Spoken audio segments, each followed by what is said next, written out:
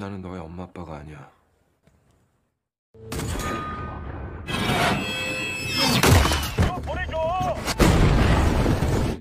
9074.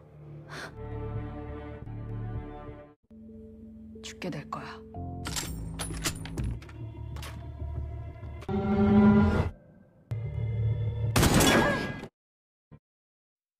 Halo pecinta drakor ongoing, kali ini aku sudah ngerangkum sebuah drakor yang masih anget-angetnya dan tentu sangat layak untuk ditonton. Apalagi kalau kalian suka dengan genre thriller yang penuh action dan teka-teki menegangkan. Mungkin sebagian dari kalian udah tahu drama yang berjudul A Shop for Killers ini. Mempunyai total 8 episode, bercerita tentang seorang gadis yang mempunyai paman yang selama ini dikira hanya penjual selang online. Ternyata pamannya itu adalah seorang penjual senjata ilegal yang tentu sangat ditakuti oleh banyak gangster dan kelompok penjahat. Dan setelah pamannya tewas, ia pun harus berjuang sendirian untuk bisa lolos dari musuh-musuh pamannya yang selalu saja memburunya. Dan kira-kira bagaimanakah cara gadis ini selamat dari musuh-musuh pamannya tersebut? Tanpa berlama-lama lagi, mari langsung saja kita meluncur ke alur drakornya.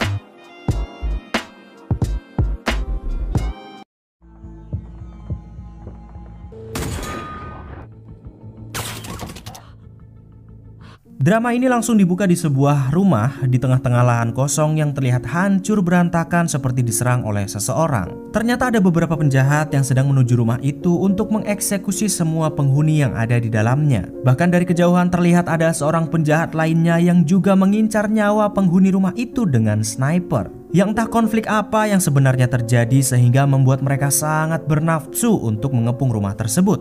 Namun yang anehnya, ternyata target yang mereka incar hanyalah gadis remaja biasa.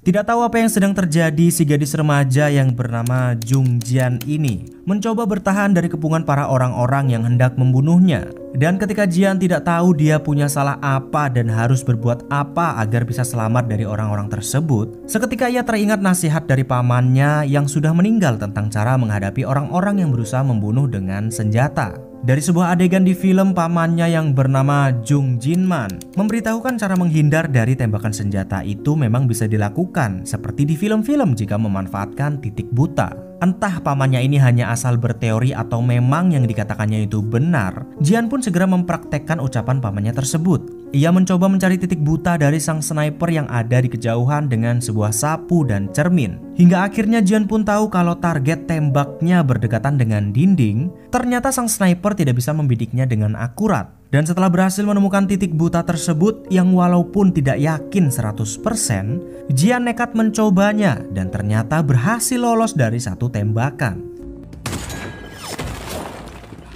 불구덩이에서도 살아 돌아올 수 있어.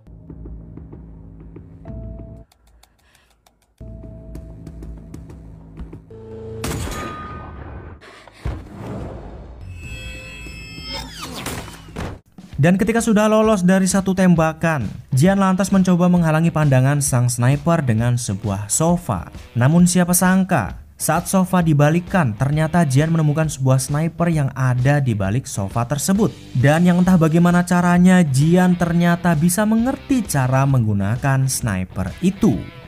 Dan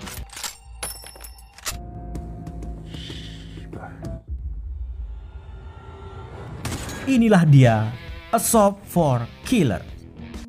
Dan kita akan flashback ke beberapa hari yang lalu sebelum pamannya Jung Jinman tewas. Pada hari itu Jian sedang berada di kantor polisi karena kasus kecil, yakni tidak sengaja menghajar seorang pria yang hendak mengintip di toilet wanita. Yang walaupun Jian terlihat wanita polos dan tidak mungkin bisa membuat seorang pria sampai babak belur, nyatanya CCTV membuktikan kalau Jian memang bisa melakukannya. Dan ketika Jian masih memohon untuk bisa segera dibebaskan karena tidak bersalah, di saat itulah ponselnya berdering dan seorang polisi mengabarkan kalau mereka menemukan pamannya yang sudah tewas karena bunuh diri. 정진만 씨가 사망하셨습니다. Tentu mendengar kabar yang sangat mendadak itu pun Jian agak ragu dengan kematian pamannya. Karena bagaimana mungkin pamannya yang selama ini terlihat tidak mempunyai masalah apa-apa, tiba-tiba malah memutuskan untuk bunuh diri. Padahal kalau diingat-ingat saat terakhir kali mereka berbicara, Jung Jinman sama seperti hari-hari biasa tidak terlihat seperti sedang dalam masalah. Malah pamannya itu selalu sangat protektif kepadanya, dari memasangkan jendela tralis di apartemennya sampai membawakan lemari anti peluru. Dan yang terakhir Jian ingat, Jung Jinman juga memintanya untuk selalu mengingat nomor identitas pelajarnya. Entah kenapa ia diminta untuk mengingat sesuatu yang aneh, tapi ya begitulah sifat pamannya yang selalu penuh dengan perbincangan tidak masuk akal dan penuh misteri. 뭐야? 지금 뭐해? 이거 왜 찍어? 2201 9074. 태어나서 죽을 때까지 평생을 쫓아다니고. 2201 9074. Dan setelah memastikan langsung kalau memang pamannya tewas karena bunuh diri dengan menikam lehernya sendiri, Jian pun ikhlas melepaskan kepergian pamannya tersebut walaupun masih dengan tanda tanya. Apalagi Jian juga tidak ingat kalau pamannya punya sebuah tato di tangannya yang bertuliskan Murder Hell.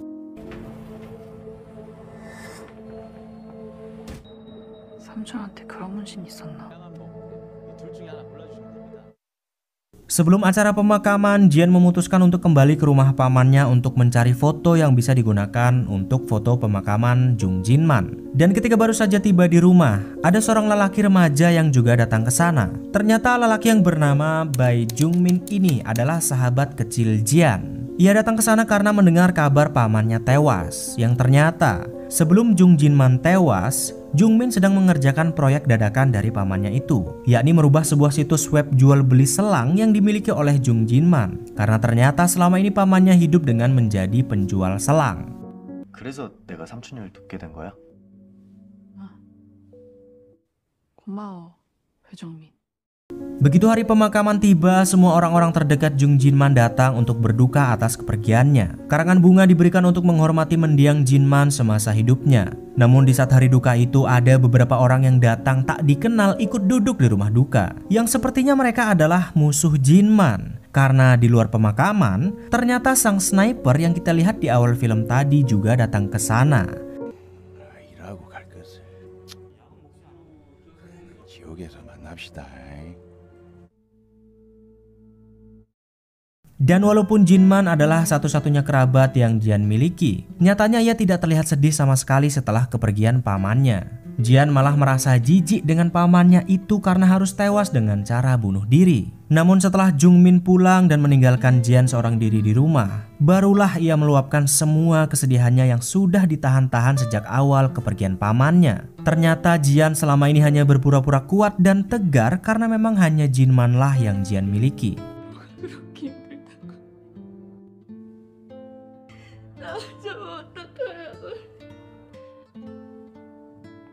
나중에 볼까 봐.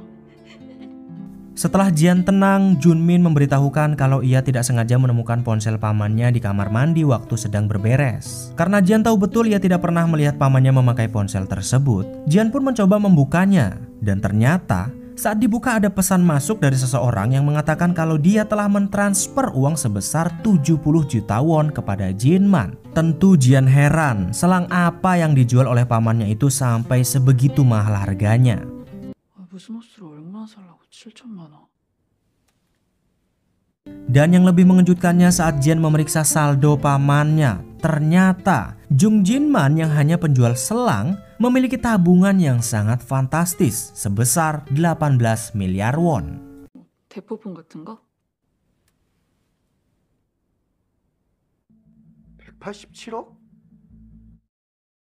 Karena tidak percaya dengan saldo tabungan pamannya yang sangat fantastis, Jungmin mencoba membuka situs jual selang milik Jinman. Awalnya tidak ada yang aneh dengan situs tersebut karena memang benar pamannya itu menjual selang. Namun karena curiga, Jungmin mencoba mencari tahu apakah situs itu hanya kedok dari situs lain. Dan ternyata setelah dicari tahu lebih dalam ternyata benar. Situs asli milik Jinman adalah penjualan senjata ilegal dengan nama web Murder Hell. Persis seperti tato yang ada di tangannya.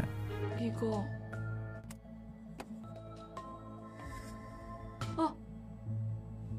니들의 가격들이 매겨준 걸 보면 Bahkan setelah berhasil membuka situs tersebut, orang yang tadi mengirim uang 70 juta won untuk membeli senjata-senjata itu menghubunginya kembali untuk kepastian kapan kira-kira senjatanya akan dikirim. Namun karena pamannya sudah meninggal, Jian pun meminta nomor rekening sang pembeli untuk mengirimnya kembali. Dan di saat itulah mereka sangat terkejut karena orang tak dikenal itu tiba-tiba mengancam akan membunuh Jian juga.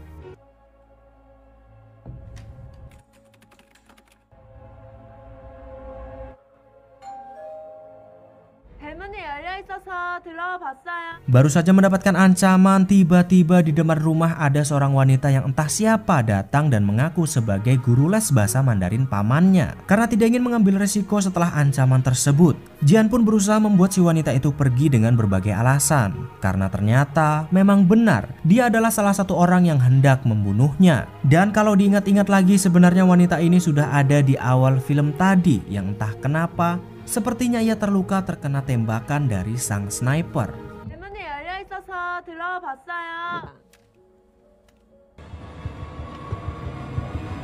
진짜 우리 삼촌 아는 거 맞아요?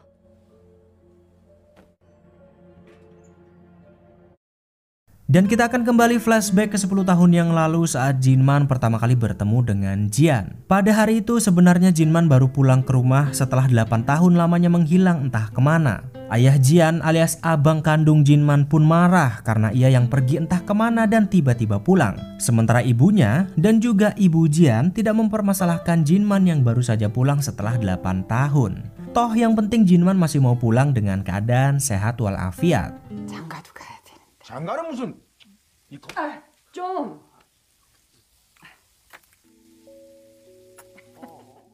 Namun baru beberapa hari Jinman pulang, tiba-tiba ibunya mendadak tewas karena sebab yang tidak bisa dipastikan. Karena curiga, Jinman pun meminta izin kepada abangnya untuk melakukan otopsi untuk mengetahuinya. Namun karena memang mereka sedari dulu tidak pernah akrab, abangnya pun malah marah mendengar Jinman hendak melakukan otopsi. Karena menurutnya itu penghinaan terhadap ibu mereka. Dan karena mereka terus saja bertengkar di tempat duka, ibu Jian pun meminta Jinman untuk segera pulang sebentar sembari membawa Jian bersamanya. Karena Jian sendiri juga agak bandel di tempat duka. 저 도련님.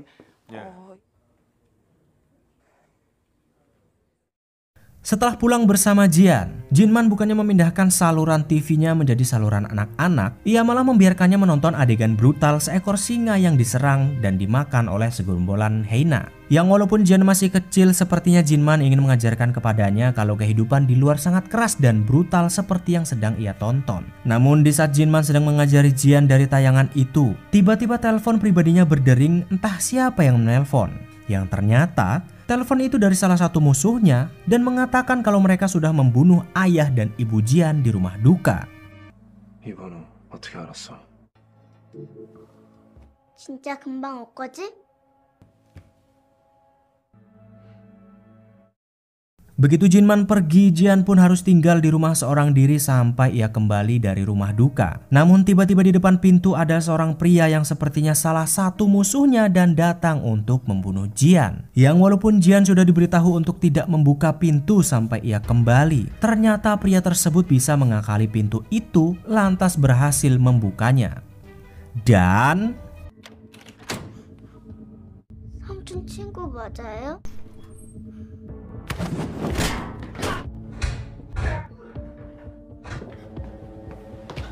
beruntung ternyata Jinman sudah mengirim salah satu temannya untuk menolong Jian. Namun tidak berselang lama ketika Jian berhasil diselamatkan, ternyata ada beberapa orang lagi yang datang untuk memburunya. Teman Jinman yang mengetahuinya pun meminta Jian untuk segera bersembunyi di dalam kamar. Namun naasnya saat Jian mengintip keluar, ternyata teman Jinman tewas dikeroyok oleh 2 orang. Karena sudah sadar kalau mereka adalah orang-orang jahat, Jian pun berusaha kabur dan lompat dari atas jendela. Namun ketika Jian hendak lari dari penjahat-penjahat itu, tiba-tiba ada sebuah mobil melintas dan tidak sengaja menabraknya. 피는 못 속이네. 일이 좀 꼬인 것 같은데. Setelah tertabrak mobil, Jian dilarikan ke rumah sakit untuk mendapatkan pertolongan pertama. Namun di malam harinya ternyata musuh-musuh Jinman masih saja berusaha membunuhnya walaupun ia sedang berada di rumah sakit. Karena sadar bahwa penjahat-penjahat itu masih memburunya, Jian pun berusaha kabur dari ruangannya dan terpaksa bersembunyi di tempat penyimpanan jenazah. Namun saat memasuki salah satu tempat penyimpanan jenazah, ternyata Jian malah mendapati jasad itu adalah ibunya yang sudah tiada.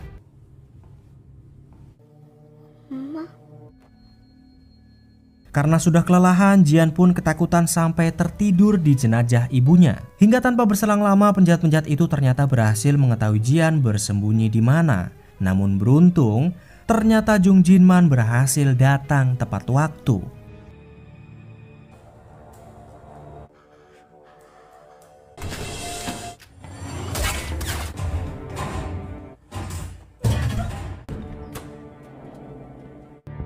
눈 감아 정지현.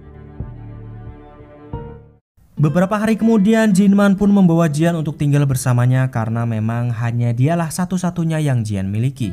Namun karena sadar betul ia bukanlah orang tuanya dan tidak ingin memajakan Jian, Jinman pun memperlakukan keponakannya itu dengan sangat keras. Bahkan saat terjatuh sekalipun, ia cuek dan tidak berusaha membantunya. 잘 들어 정지현. 나는 너의 엄마 아빠가 아니야. Dan beberapa bulan kemudian ternyata Jian mengalami trauma yang sangat mendalam akibat ditinggalkan oleh kedua orang tuanya. Jian jadi tidak bisa berbicara alias bisu akibat trauma itu. Dan bukannya mendapatkan banyak empati dan simpati akan kondisinya, di sekolah Jian malah dikucilkan dan dibully oleh kawan-kawan sebayanya. Yang walaupun masih kecil, teman-temannya ini bisa-bisanya membuli Jian dengan kata-kata yang sangat tidak pantas untuk dilontarkan oleh seorang anak kecil. Entahlah, kalau ada di dunia nyata bocah kayak gini mungkin wis tak pidek ndase.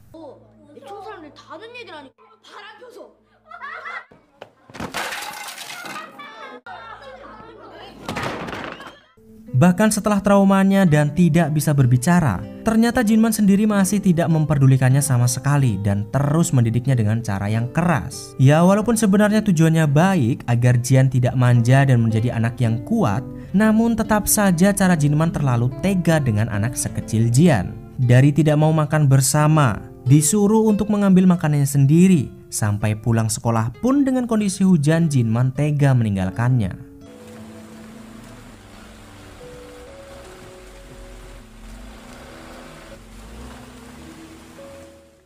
Dan suatu hari ketika Jian sedang sekolah, bocah-bocah yang selalu membulinya ternyata kelakuannya sudah kelewat batas. Sudah nggak layak dibilang kelakuan bocil. Karena mereka dengan kejamnya membawa Jian ke ruang gudang, menguncinya seorang diri dan tidak membukanya sampai jam pulang sekolah. Hingga sampai malam hari tiba, Jian yang masih terkunci di gudang hanya bisa pasrah karena tidak ada seorang pun yang tahu kalau dia dikunci di sana. Namun ketika Jian sudah pasrah, tiba-tiba ia berhalusinasi dan melihat ada seekor serigala yang membawa tangan seseorang menghampirinya. Awalnya Jian tidak takut mengingat ajaran pamannya saat menonton siaran TV tentang cara menghadapi hewan-hewan buas. Tapi setelah beberapa menit kemudian, karena halusinasinya tampak nyata, Jian pun jadi ketakutan bukan main dan berteriak sekencang-kencangnya memanggil pamannya Jung Jinman. Yang ternyata cara keras yang diterapkannya selama ini adalah agar Jian bisa lepas dari traumanya dan bisa berbicara lagi.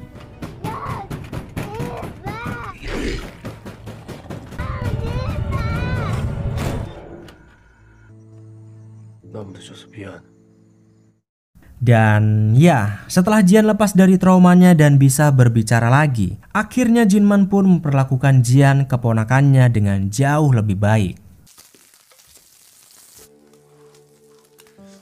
맛있다, 삼겹살.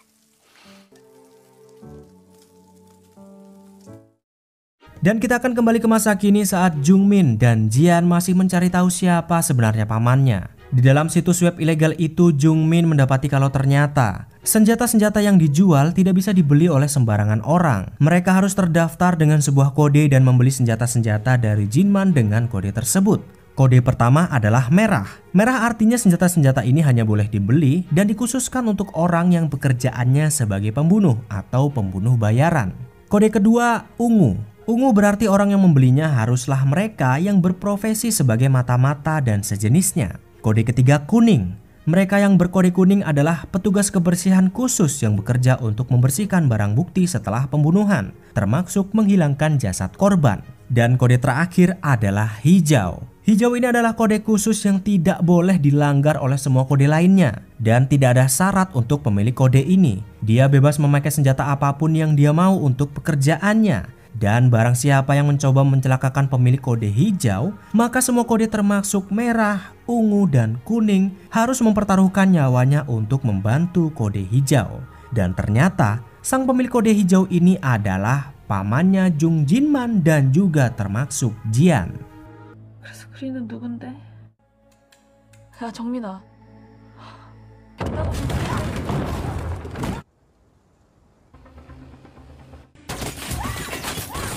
Setelah sedikit mengetahui tentang pamannya, tiba-tiba rumah mereka diserang oleh orang yang tidak dikenal. Dan ini adalah penampakan di awal episode tadi sebelum Jian menemukan sniper di bawah sofa. Awalnya mereka diserang oleh beberapa drone yang menggunakan senapan dan menembaki mereka. Namun ternyata tembakan itu tidak berpengaruh karena seluruh rumah Jung Jinman ternyata dilengkapi oleh kaca dan pintu yang anti peluru. Dan karena serangan biasa tidak mempan, drone itu pun lantas menembakkan sebuah peluru khusus untuk bisa menghancurkan kaca anti peluru tersebut.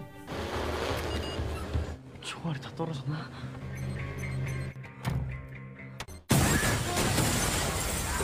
Setelah pertahanan berhasil ditembus, drone-drone itu masuk dan berusaha membunuh mereka dengan sangat brutalnya. Karena panik, Jung Min bersembunyi di dalam lemari anti peluru, sementara Jian pergi ke kamar lainnya. Namun karena drone-drone itu tahu Jung Min ada di dalam lemari tersebut, mereka pun berusaha menghancurkan pintu lemari dengan menggunakan peluru khusus. Beruntung Jian sempat membawa senjatanya dan berhasil menghancurkan satu drone.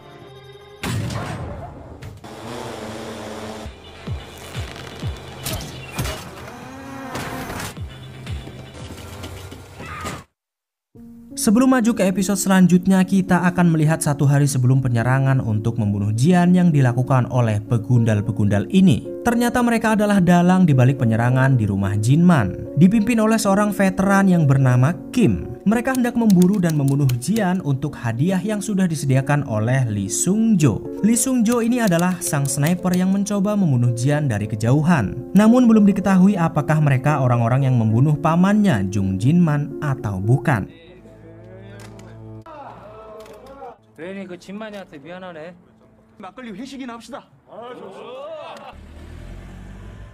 Dan di episode ini kita akan mulai lagi dengan flashback ke beberapa tahun yang lalu saat pamannya masih hidup. Pada hari itu saat Jian masih berusia 17 tahun, pamannya meminta sahabatnya yang bernama Pasin untuk membantunya memperbaiki rumah. Yang walaupun rumah itu terlihat baik-baik saja dan kokoh, entah kenapa Jinman kekeh ingin merenovasinya. 멀쩡한 집을 갑자기 왜 때려 부수는 거야? 그럼 두 주 후 만나자. 승희다 사장님. 뭐 그래 알았어. Sembari rumahnya direnovasi, bukannya menginap di hotel, Jinman malah membawa Jian untuk tinggal di hutan selama 2 minggu lamanya. Entah kenapa ia memutuskan untuk tinggal di hutan. Tapi sepertinya ini adalah siasat Jinman untuk melatih Jian cara bertahan hidup di hutan agar mentalnya lebih kuat. Terbukti ketika baru saja beberapa saat memasuki gua, Jinman berpura-pura sakit demam dan meminta Jian untuk mencari telepon darurat di hutan itu yang jaraknya 6 km dari tempat mereka. Walaupun berbahaya berkeliaran di hutan seorang diri, tapi Jinman tetap meminta Jian untuk keluar dan mencarinya. 삼촌 구해주겠다는 사람 겁주는 거야? 이거 가지고 가봐. 조심해. Dan setelah berjalan 1 jam lamanya, akhirnya Jian pun sampai di tempat telepon darurat itu. Namun ketika dibuka, benar saja Jian malah mendapati beberapa anjing yang ada di tempat tersebut sedang memakan seseorang. Entah ini hanya halusinasi atau bukan, tapi Jian juga melihat serigala yang sejak kecil selalu muncul di hadapannya. Karena ingat pesan pamannya, Jian pun berusaha menggunakan ketapelnya untuk mengusir serigala itu. Namun sayangnya ketapel saja tidak cukup untuk membuatnya takut. Dan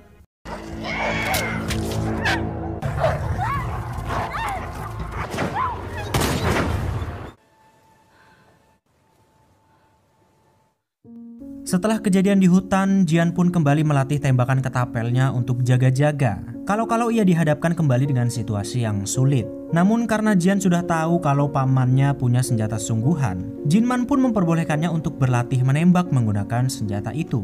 Bahkan tidak tanggung-tanggung, Jinman mengajarinya cara merakit senjata tersebut agar Jian lebih mahir dan paham cara menggunakan senjata api. Aduh, baru mulai sudah hujan guys. 양면성을 가지고 있어. 더스프링, 이건 본체. 가늠새 조절, 호흡 가다듬고. Kembali ke masa kini saat Jian berhasil menghancurkan satu drone yang sedang menyerang mereka. Dengan menggunakan pintu lemari, Jian dan Jungmin berusaha keluar dari rumah dan menjatuhkan satu drone lagi dengan ketapelnya. Tapi ternyata ketapel saja memang tidak cukup untuk menjatuhkan semua drone-drone itu. Hingga saat Jian dan Jungmin sudah terpojok, tiba-tiba dari kejauhan, wanita yang tadi datang ke rumah dan mengaku sebagai teman pamannya menggunakan tembakan penjatuh drone dari kejauhan dan berhasil menyelamatkan mereka.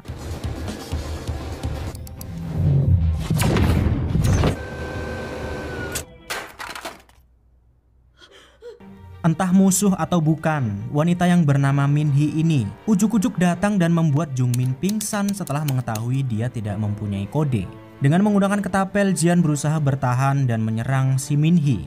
Namun karena serangannya lemah, Min-hee menangkisnya dan malah memberikan saran agar Jian segera bisa bertambah kuat seperti pamannya. Yang walaupun rada mencurigakan, tapi sepertinya dia memang sahabatnya Jung Jinman.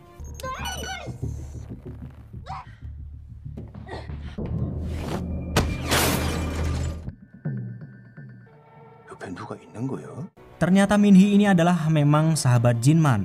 Ia datang ke sana karena memang sudah kewajibannya melindungi Jian dari orang-orang yang hendak membunuhnya. Seperti yang dijelaskan oleh peraturan Murder Help di episode yang lalu.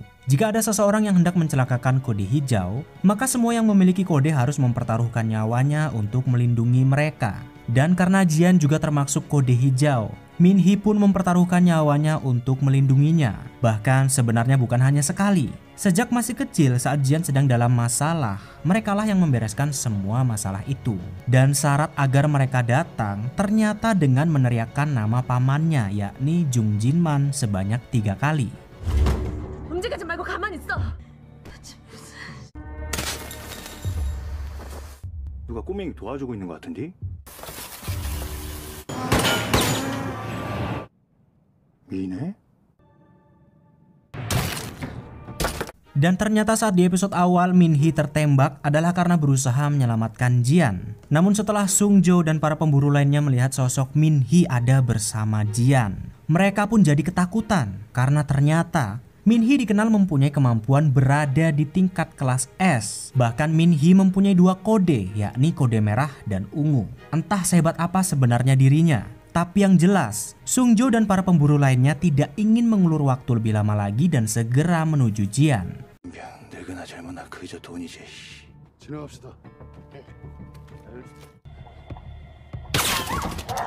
Setelah mengetahui dari kejauhan ada sniper, Jian berusaha mencari titik buta dari sang sniper yang diajarkan oleh pamannya. Setelah mendapatkan titik buta yakni berada di sekitar dinding atas, Jian berusaha melompat untuk menghindari tembakannya.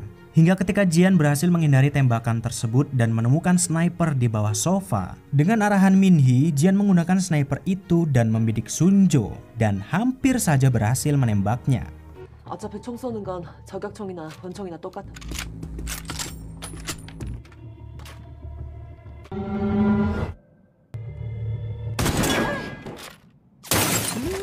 Namun di saat itu juga ternyata kelompok Pak Kim sudah berada di luar pintu dan berhasil mengepung mereka. Min-hee yang memang ditugaskan untuk melindungi Jian lantas memintanya untuk segera pergi ke gudang untuk bersembunyi. Karena ternyata toko Murder Help tempat pamannya menyimpan semua senjata-senjata itu ada di gudang bawah tanah tempat pamannya bekerja. Bersama Jungmin yang sudah sadarkan diri, Jian pun berusaha mencari gudang tersebut sesuai arahan Min-hee. Sementara Min-hee sendiri berusaha melindungi Jian dan membabat habis semua orang-orang yang hendak membunuhnya.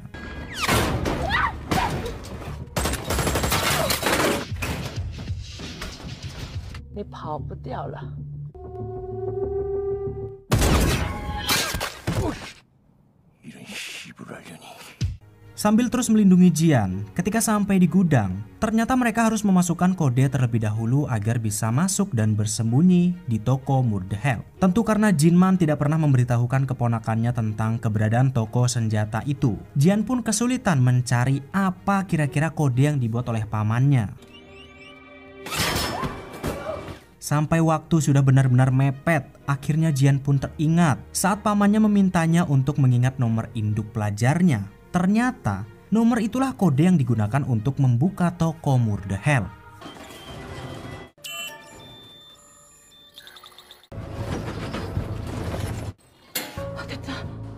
Setelah berhasil masuk, mereka pun terkejut karena ternyata benar pamannya adalah penjual senjata dan semua senjata-senjata itu ada di bawah rumahnya. Namun ketika Jian baru saja masuk, tiba-tiba entah yang bagaimana caranya dan siapa, ternyata di dalam toko itu sudah ada orang yang bersembunyi. Dan terlebih lagi, ternyata dia kenal dengan Jian.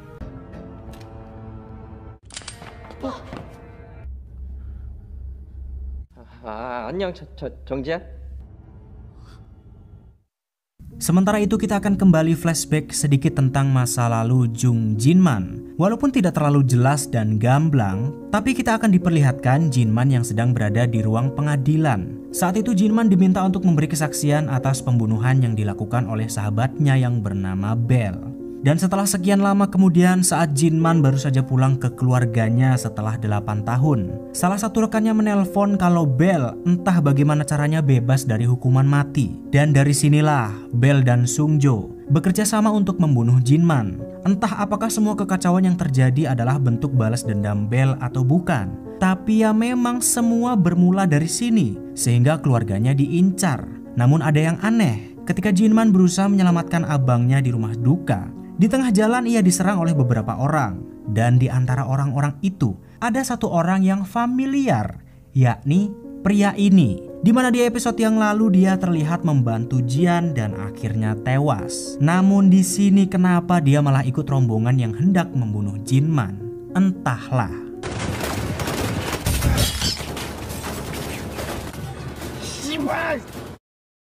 Dan kita kembali ke masa kini dengan Min Hee yang masih berusaha membabat habis semua orang-orang yang hendak membunuh Jian. Dengan mengandalkan gelapnya gudang, Min Hee bersembunyi di loteng dan mengawasi pergerakan mereka satu persatu. Hingga pada akhirnya, karena sudah gatel, Min Hee pun mulai menyergap mereka satu persatu dengan sangat lihainya. Dan dari sinilah kita bisa tahu, ternyata dua kode yang dimilikinya dan peringkat S Min Hee memang bukanlah kaleng-kaleng.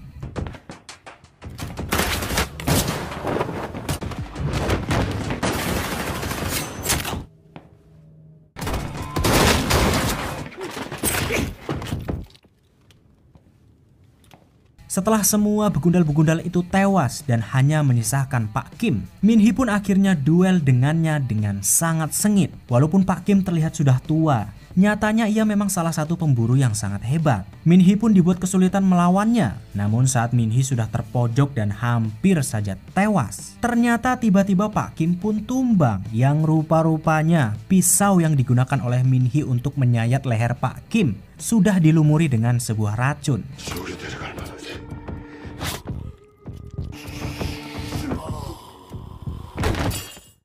Di dalam Murderhelp sendiri, Jian dan Jungmin masih tidak bisa bergerak karena ditodong oleh pria bertopeng. Yang entah siapa sebenarnya pria bertopeng ini. Ia pun meminta Jian untuk segera memborgol Jungmin. Karena tidak punya pilihan lain, ya Jian pun nurut-nurut saja. Tapi saat lengah, Jian lantas mengambil kesempatan itu dan melumpuhkan si pria bertopeng yang ternyata dia adalah masa lalu Jian yang bernama Junmyeon atau Brother.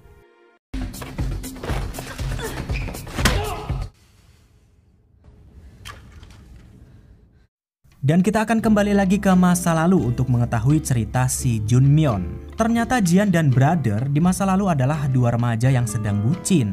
Ya selayaknya remaja biasa, mereka sering kencan, jalan-jalan dan sebagainya. Hingga pada suatu malam ketika Brother mengantarkan Jian pulang, ternyata hari itu si Brother sudah nggak tahan pengen ngerasane lambene Jian. Namun saat mau nyosor, tiba-tiba Jinman keluar dan memergokinya. 안녕하세요. 면허 좀 까봐. 지안, 계속해. Setelah kejadian itu, si brother Saknean ini pun tidak mau lagi bertemu dengan Jian. Bahkan melihat wajahnya pun dia sudah tidak mau. Mosok goro-goro nggak situ nyosor terus nesu. Cemen. Karena kehilangan pacar dan teman-temannya, Jian pun protes sebab Jinman selalu saja ikut campur masalah pribadinya. Sampai-sampai Jian tidak memiliki teman satupun. Namun ya, sebagai seorang paman dan walinya yang sah, yang dilakukan Jian cuma terlalu protektif karena tidak ingin keponakannya kenapa-kenapa. 잘 들어 정지안. 아 진짜. 최선을 다했다고 생각해. Karena kesal pamannya yang selalu saja ikut campur urusan pribadinya, Jian pun memberontak dan mengatakan akan segera pindah dari rumahnya. Tentu keputusan itu sudah Jian pikirkan matang-matang untuk bisa keluar dari bayang-bayang pamannya yang selalu overprotective. Mendengar permintaan itu, ternyata Jinman tidak menolak. Ia malah memberikan Jian kesempatan tersebut, namun dengan syarat. Jika Jian berhasil memukul wajahnya sekali saja, maka ia pun diperbolehkan untuk pergi dari rumahnya. Namun ya, tentu tidak mudah walaupun hanya menyentuh wajah pamannya itu. 느려. 설거지 네가 해. Setelah mendapatkan kesempatan tersebut, di setiap saat dan dimanapun mereka berada, Jian berusaha keras untuk bisa memukul wajah Jinman agar bisa segera keluar dari rumah pamannya. Namun ya mau berapa kali pun Jian mencoba tetap tidak mudah. Saking tidak mudahnya, Pasin ikut turun tangan untuk memprovokasi Jian agar lebih berusaha lagi memukul wajah pamannya. Karena menurut Pasin, gerakan Jian lambat seperti siput. Dan yang akhirnya, karena terlalu rewel, mereka berdua malah mempiting Jian sampai pingsan.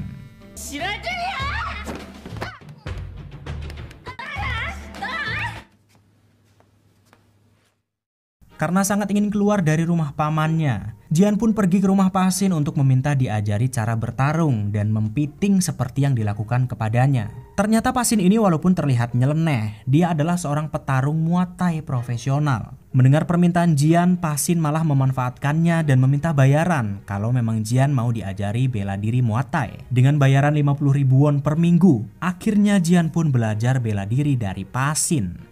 파신이 하라는 거 뭐든 다 할게. First lesson. Setelah mendapatkan seorang guru, setiap hari Jian selalu berlatih Muay Thai dengan sangat rajin biar nggak dibilang siput lagi. Berangkat sekolah sambil latihan, pulang sekolah juga latihan. Bahkan di tempat kerja, Jian pun tetap latihan. Hingga sampai beberapa bulan berlalu dengan latihannya yang sangat giat. Akhirnya Jian pun mengalami sedikit kemajuan dan mungkin sudah bisa memukul wajah pamannya.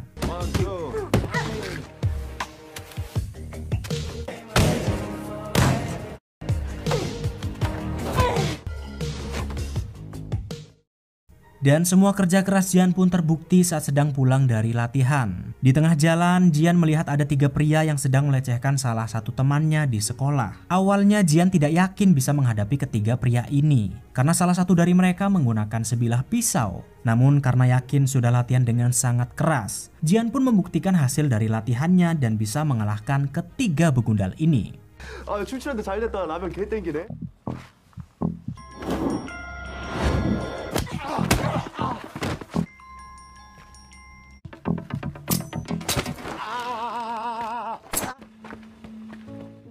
Namun saat Jian kembali ke rumah Pasin untuk latihan, tiba-tiba ada banyak sekali kerumunan dan polisi yang sudah datang. Ternyata entah benar atau tidak, Pasin dikabarkan kabur dan membawa semua hutang-hutang yang banyak sekali dipinjam dari warga sekitar.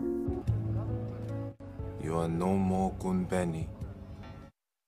Sementara itu kita akan kembali ke masa kini di mana Jian sudah berhasil mengalahkan si brother. Namun alangkah terkejutnya Jian saat mendapati ternyata si brother selama ini telah mengawasi mereka dari segala arah. Bahkan ada satu kamera yang dipasang di kamar mandi milik Jian. Karena tidak terima selama ini diintip, Jian pun menodongkan pistol dan memintanya mengaku siapa sebenarnya dia dan kenapa dia ada di toko Murdahab milik pamannya. Namun bukannya mengaku, si brother ini malah meminta Jian untuk fokus terlebih dahulu dengan orang-orang yang sedang memburunya.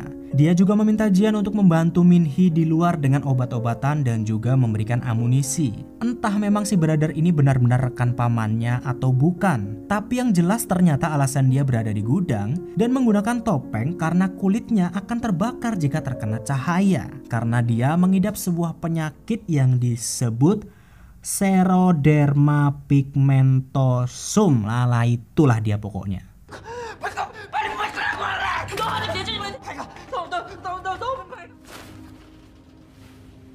Setelah mengetahui penyakitnya entah kenapa, Jungmin malah menyumpal mulut si brother saat hendak memberitahukan sesuatu. Tidak ingin membuang-buang waktu, Jian dan Jungmin mencari tahu tentang siapa sebenarnya pamannya. Namun tiba-tiba si brother yang dari tadi diborgol ternyata bisa lepas dan mengatakan kalau Jian tidak boleh mempercayai sahabatnya Jungmin.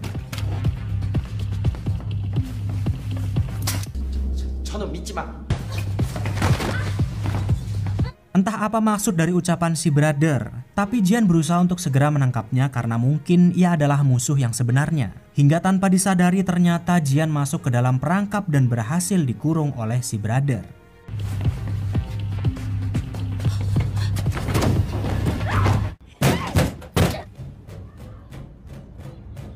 Setelah berhasil mengurung Jian, si brother pun segera melumpuhkan Jungmin dan memborgolnya. Sementara itu, Jian yang berada di ruang khusus diminta untuk membuka laci kedua yang ada di meja CCTV untuk membuka sebuah berkas. Brother menjelaskan bahwa isi berkas itu adalah seperti surat kuasa penuh dan syarat-syarat yang harus Jian patuhi untuk menjadi penerus dari pamannya, yakni pengelola Murder Help. Si brother mengatakan kalau dia ada di pihak pamannya karena memang semua ini adalah rencana Jinman agar Jian mau menjadi pemilik Murder Help selanjutnya jika pamannya sudah tewas.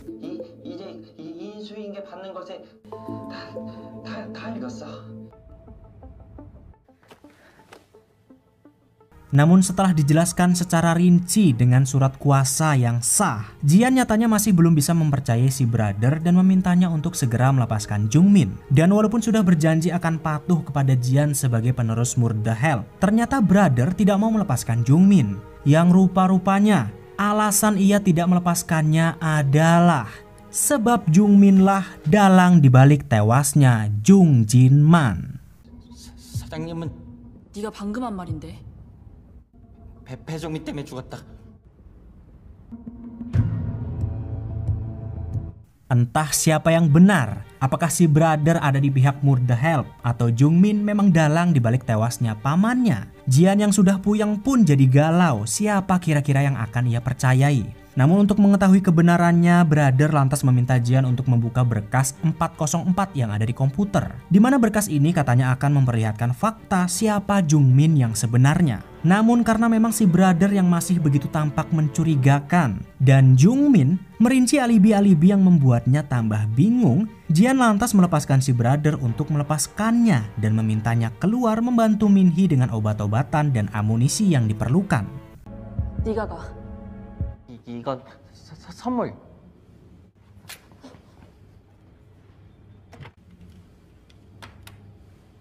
Namun ketika si brother keluar bertemu dengan Min-hee, ternyata benar. Rupa-rupanya si brother ini ada di pihak pamannya. Sementara di dalam Murder Help, Jungmin yang kita kira adalah sahabat kecil Jian, ternyata memang benar. Dia adalah dalang dibalik tewasnya paman Jian, Jung Jinman. Ya, rupa-rupanya kita sudah kena prank dengan wajah polos si Jungmin.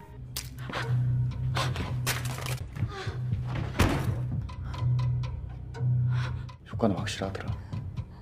Ya, ternyata Jungmin Blekuk ini memang sangat pintar berakting sampai-sampai Jian dan kita pun tertipu oleh wajah polosnya. Namun belum diketahui siapa sebenarnya Jungmin ini. Apakah memang dia orang yang membunuh pamannya dan juga bersekongkol dengan Sungjo? Karena di luar, Sungjo sendiri sudah membawa seluruh pasukannya untuk bisa membunuh Jian dan mengambil alih Murder Help. Dan apakah benar kalau si bocil Jungmin lah pelakunya? Mari kita flashback untuk mengetahuinya. 정체가 뭐야? Pada hari itu Jungmin bersama temannya sedang membicarakan tentang dirinya yang tidak sengaja menemukan situs jual beli senjata ilegal, yakni Murder Help, situs senjata milik Jinman. Jungmin mengaku kalau dia telah berhasil membobol situs tersebut. Namun karena keamanan yang sangat ketat, bahkan baru berapa menit dia berhasil masuk ke dalam situs, tiba-tiba situs itu tereset kembali dengan password yang berbeda. Mendengar perkataan Jungmin, temannya pun hanya tertawa dan mengira Jungmin berbohong. Cuman biar dibilang hebat bisa meretas sebuah situs yang sangat berbahaya.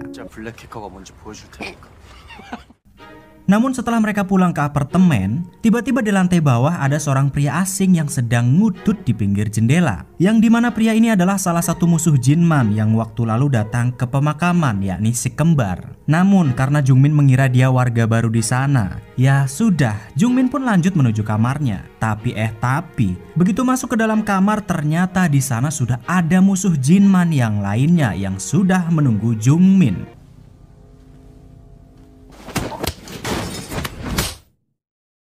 Ternyata mereka datang menemui Jungmin karena mengetahui kalau ia pernah berhasil meretas situs Murder Help milik Jinman. Mereka pun memaksa Jungmin dan temannya untuk kembali meretas situs tersebut. Dan jika tidak berhasil dalam waktu beberapa menit, maka mereka akan tewas. Hingga ketika waktu sudah hampir habis, ternyata Jungmin membuktikan kalau dia memang benar-benar bisa meretas situs Murder Help. 1분 남았다. 됐어요. 이 시체는 치워주시는 거. Setelah sadar kalau dirinya ternyata tidak takut akan kematian dan menyukai sebuah tantangan maut, Jungmin pun pergi ke tempat Jinman berpura-pura melamar pekerjaan sebagai tukang bersih-bersih gudang sesuai poster loker yang Jinman sebar. Tanpa curiga, Jinman menerima Jungmin untuk bekerja di tempatnya. Dan setiap kali Jinman keluar dari gudang, Jungmin mulai beraksi mencari bukti-bukti kira-kira di manakah Murder Help dan semua senjata-senjata itu disimpan. Dari mengawasi setiap gerak-gerik Jinman menggunakan kamera tersembunyi yang ada di pena, sampai mencoba mengendap-endap masuk ke dalam rumah untuk mencari sedikit petunjuk. Namun tanpa disadari, ternyata gerak-gerik Jungmin juga sudah dipantau oleh Jinman. 못 찾아? 몰랐어. 방 구경 좀 한다고. 죄송합니다. Namun dengan tidak menaruh curiga sedikit pun, Jinman yang teringat kalau Jungmin pernah mengatakan ia adalah lulusan teknik komputer, lantas memintanya untuk memperbaiki komputernya yang sepertinya rusak karena terkena virus. Tentu kesempatan ini pun langsung Jungmin ambil untuk meretas komputer milik Jinman. Entah Jinman sadar atau tidak kalau Jungmin adalah seorang penyusup, namun ia masih terlihat anteng tanpa rasa curiga sedikit pun dan membiarkan Jungmin memperbaiki komputernya sembari membereskan pekerjaannya di gudang. 이거 다 마무리하고 와. 네. 별거 아니네.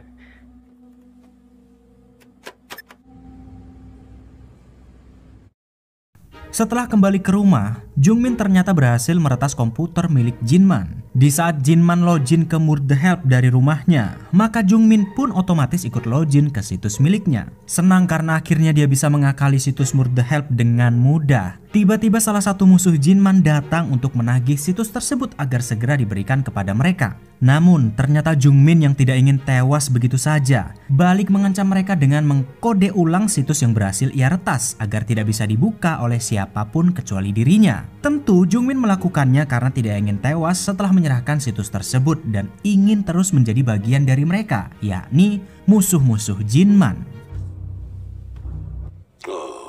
제법 배짱 있네. 이렇게 나 이용해 먹고 죽이면 다 도루묵 되는 거야.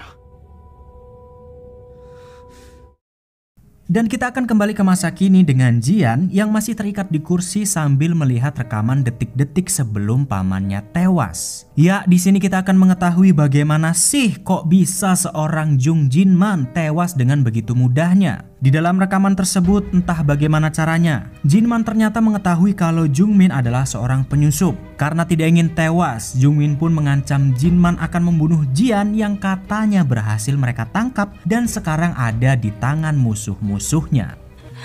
살려줘 삼촌. 나 지금 여기가 어딘지 모르겠어.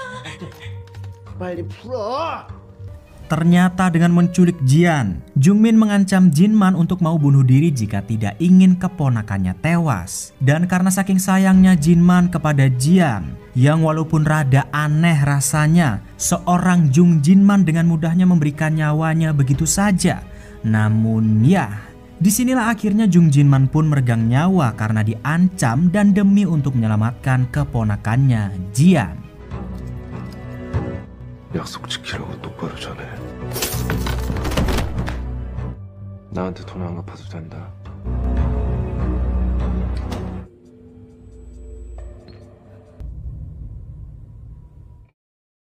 Namun ternyata semua ancaman itu hanyalah palsu. Yang rupa-rupanya suara Jian yang meminta tolong hanyalah sebuah rekayasa atau deepfake yang dibuat oleh Jungmin. Entah yang bagaimana caranya Jung Jinman bisa dengan mudahnya tertipu oleh suara rekaman palsu sampai-sampai merelakan nyawanya. Tapi di sini setelah mengetahui cara Jungmin membunuh pamannya, Jian malah tertawa dan mengatakan kalau Jungmin juga bodoh mau menuruti permintaan organisasi Babylon yang selama ini dia pikir ada di pihaknya.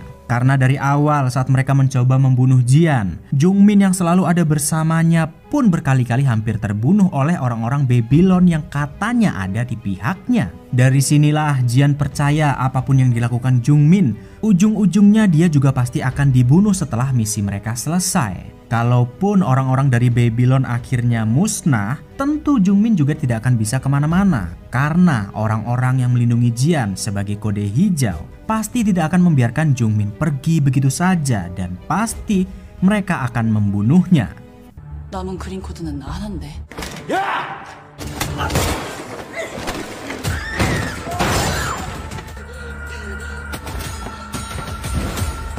Setelah berhasil meloloskan diri, Jian yang tidak bisa kemana-mana pun berusaha sebisa mungkin untuk mencari cara kabur dari sana atau harus melumpuhkan Jung Jinman. Hingga tiba-tiba Jian teringat ajaran pamannya tentang bagaimana ia harus bisa memanfaatkan apapun yang ada di sekitarnya jika dalam keadaan terdesak. Dengan sebotol sabun dan seutas tali dari loker kuning, Jian membuat jebakan untuk bisa melumpuhkan Jungmin. Dan karena saking fokusnya untuk membunuh, tanpa disadari Jungmin pun akhirnya masuk ke dalam perangkap. 나 너무 미워하지 마.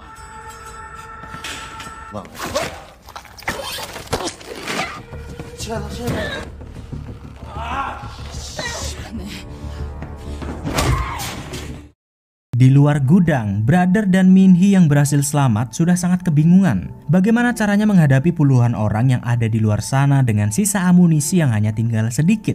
Dan bukannya kembali ke gudang untuk mengambil stok senjata, Brother malah tiba-tiba membawa sebuah palu bodem yang sangat besar entah untuk apa. Yang ternyata Brother sudah mengetahui kalau Jinman rupa-rupanya telah menyiapkan beberapa senjata di balik tembok untuk situasi seperti ini. 집이 설계해 놨죠.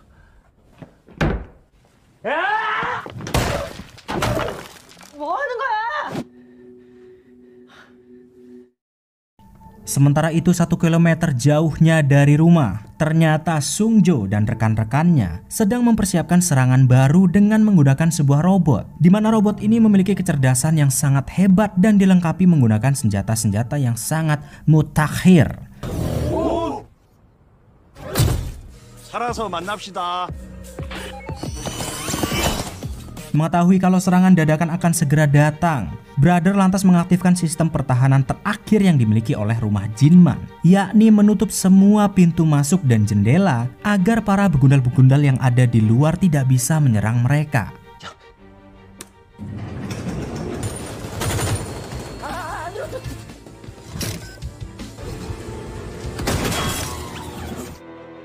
Sambil menyaksikan Minhee dan Brother dari CCTV, Jian mulai ragu dan tidak tahu harus berbuat apa. Setelah melihat kembali buku panduan Murder Help, ternyata pamannya telah memberikan dua pilihan kepada Jian. Yang pertama, jika Jian tidak ingin terlibat dengan pertarungan sengit ini dan ingin kabur, maka Jinman sudah menyiapkan identitas baru untuknya dan juga uang yang cukup agar Jian bisa menjalani hidup baru di luar sana. Sementara jika Jian ingin membantu rekan-rekan pamannya yang sedang berjuang, yakni Minhee dan Brother, maka Jian harus membaca buku panduan yang ada di halaman terakhir yang sudah disiapkan oleh Jinman. Dan dari sini, semua keputusan ada di tangan Jian. 정지한 Sementara di rumah, ternyata robot yang super cerdas ini bisa mengebor pintu baja dengan senjatanya. Min-hee dan brother yang sudah terkepung pun bersiap-siap menggunakan masker karena gas akan disemburkan untuk melumpuhkan mereka.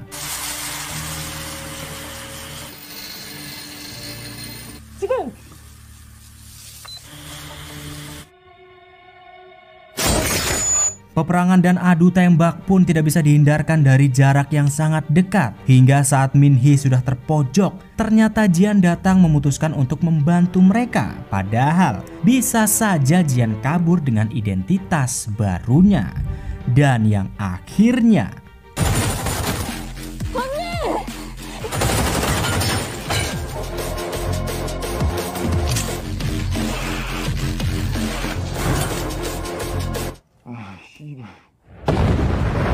namun setelah bom diledakkan, ternyata satu begundal lagi tidak tewas terkena ledakan itu. Karena Min-hee sudah terluka parah, mereka pun tidak bisa lagi melindungi Jian. Dengan semua ilmu bela diri yang sudah ia pelajari, Jian berusaha melawan dengan mengeluarkan semua jurus-jurusnya untuk bisa menumbangkan si begundal. Namun apa daya, perbedaan fisik memang sangatlah berpengaruh sehingga Jian tidak bisa menumbangkannya. Dan ketika ia sudah terkapar dan hampir saja dieksekusi, tiba-tiba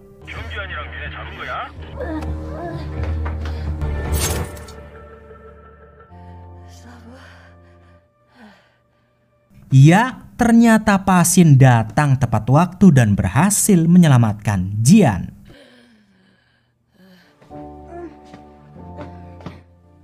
준비하자.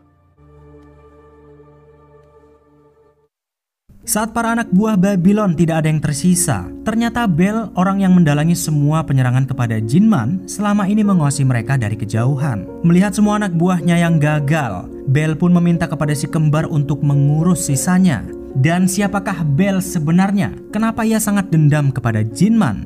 Mari kita flashback ke beberapa tahun sebelumnya untuk menguak ceritanya. 뭐야?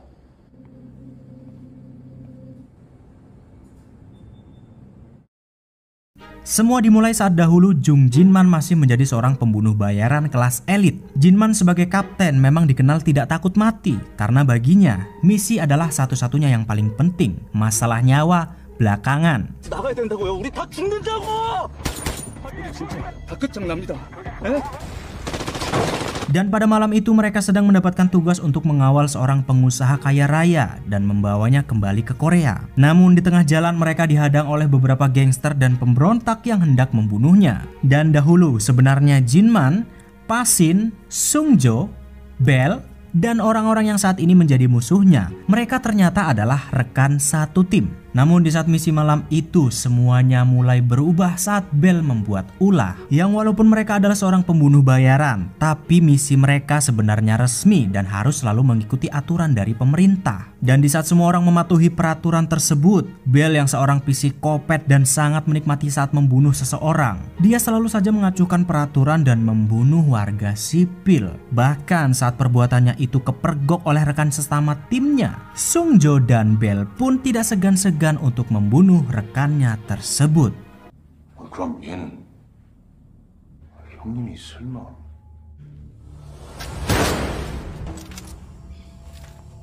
Merasa ada yang tidak beres karena Bell dan Sungjo tidak kunjung kembali, Jinman dan Pasin mencoba mencari tahu apa yang sebenarnya terjadi. Di saat itulah Jinman pun melihat kalau rekannya sudah tewas dan ada beberapa warga sipil yang juga tergeletak di hadapannya. 어떻게 된 거야?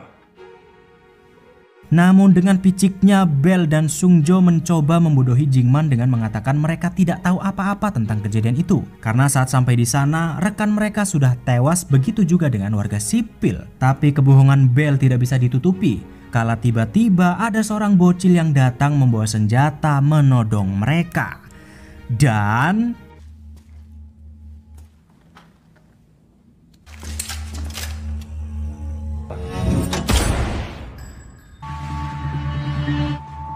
목격자는 없어야지. Setelah Bell membunuh warga sipil yang tak berdosa, pengadilan pun digelar untuk bisa mengadili Bell atas perbuatannya. Jinman diminta untuk menjadi saksi apakah benar bahwa ia melihat dan mengakui kalau rekannya tersebut telah membunuh beberapa warga sipil. Namun walaupun melihatnya secara langsung, ternyata Jinman sangat sulit untuk membuat keputusan. Rupa-rupanya beberapa rekannya menentang Jinman yang hendak menjebloskan Bell ke dalam penjara dengan hukuman mati. Di antaranya ada Sungjo dan juga si kembar. 미션이 더 중요하잖아. 안 그래요? 뭘 목격했다는 거지? Karena sulit untuk membuat keputusan, Jinman lantas melaporkannya kepada atasan mereka, yakni Lee Yong-han. Kalau memang benar Bell telah melenceng dari peraturan dan membunuh banyak sekali warga sipil saat menjalankan operasi. Namun ternyata Lee Yong-han tetap membela Bell karena menurutnya korban warga sipil memang tidak bisa dihindari dalam setiap operasi mereka. Hingga pada akhirnya Jinman pun terpaksa melepaskan Bell, namun dengan sebuah syarat, yakni Jinman tidak mau di dalam misi mereka selanjutnya Bell dimasukkan ke dalam timnya. Mendengar syarat tersebut, Yong-han pun langsung setuju dan Bell akhirnya dibebaskan. Did you or did you not see? So let me ask you again. I didn't.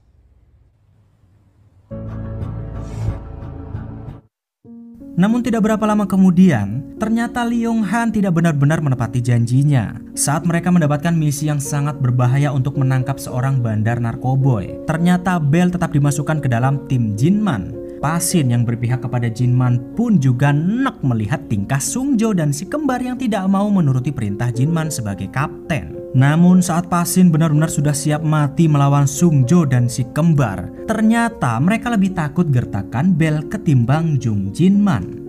아 그래, 나 오늘 죽어라. 파신, 앉아.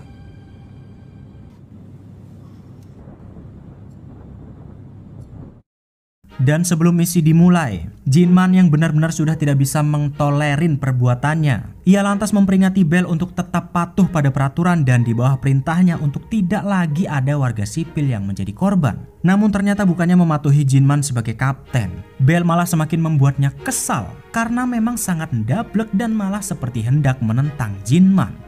확 죽여버리고 싶어하는 눈빛이더라고. 쓸데없는 소리 하지 말고 대답이나 해.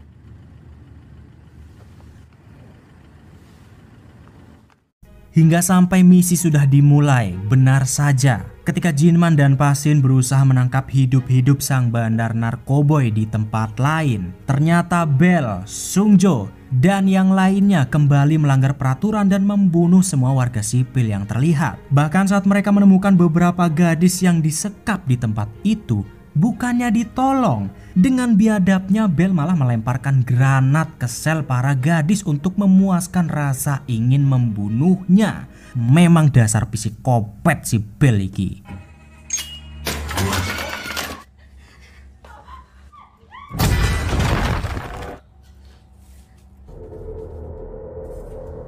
Mendengar ada ledakan hebat, Jinman pun segera menuju ke sumber ledakan untuk mencari tahu. Dan setibanya di sana, Jinman yang melihat kalau Bell sudah benar-benar sangat kelewatan. Ia pun menodongkan pistolnya untuk segera mengeksekusi Bell saat itu juga. Namun sampai beberapa detik kemudian ternyata Jinman masih ragu untuk membunuhnya. Bukan karena takut, tapi memang dia tidak bisa untuk membunuh rekannya sendiri. Walaupun itu seorang Bell yang sangat psikopet. 당겨봐. 팀장한테 뭐도 안 주시냐.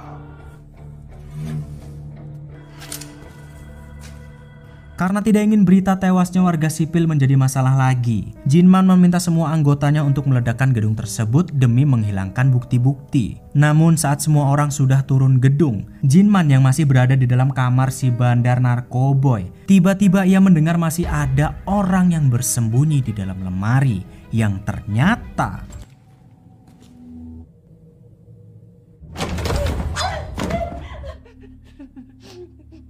iya, rupa-rupanya dari sinilah awal mula Jinman bertemu dengan Minhee.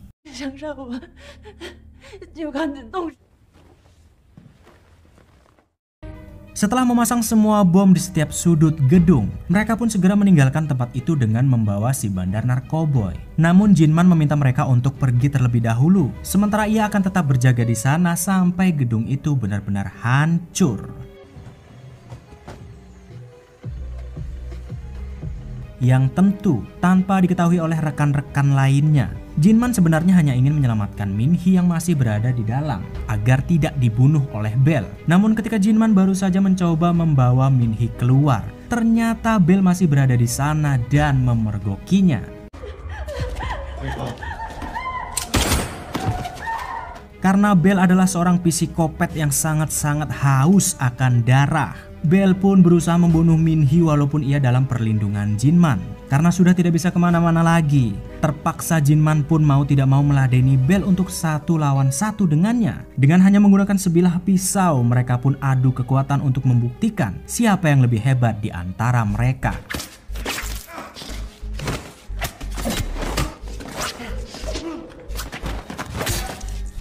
Namun setelah beberapa kali serangan ternyata Jinman tidak mampu untuk mengimbangi Bell. Tentu karena Jinman yang masih memiliki hati tidak ingin membunuh rekannya sendiri. Sementara Bell adalah seorang psikopat yang siap membunuh siapapun tanpa alasan. Namun di saat nyawa Jinman sudah di ujung tombak, tiba-tiba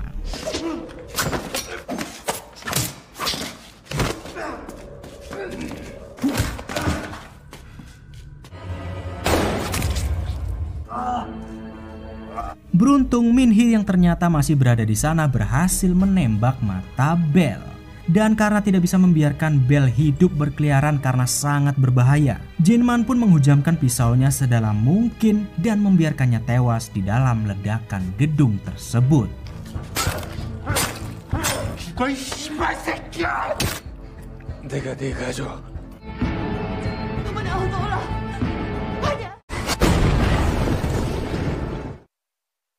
Beberapa hari setelah kejadian itu, Jinman memohon pamit kepada Lee Yung-han untuk cuti atau berhenti menjadi seorang pembunuh bayaran. Tentu alasannya sudah jelas, karena Jinman capek dengan pekerjaan tersebut dan sudah tidak bisa lagi bekerja sama dengan Kapten Lee Yung-han yang mengkhianatinya. Namun setelah berhenti dari pekerjaannya, yang ternyata Lee Yung-han tetap memutuskan untuk terus mengawasi Jinman dimanapun dia berada.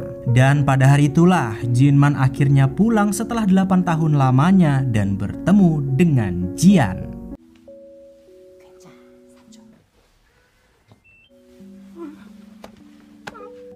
너는 이름이 뭐야? 지안, 정지안. Beberapa bulan kemudian di sebuah perbukitan, Sung-jo yang juga sudah keluar dari organisasi masih melatih keahliannya dengan sniper yang selalu ia bangga-banggakan. Dan di saat itulah, saat Sung-jo sedang fokus-fokusnya, tiba-tiba yang entah bagaimana caranya, Bell yang sudah ditikam sampai nembus ke jantung, bahkan sudah diledakkan sekalipun, ternyata masih hidup dan berdiri di hadapan Sung-jo.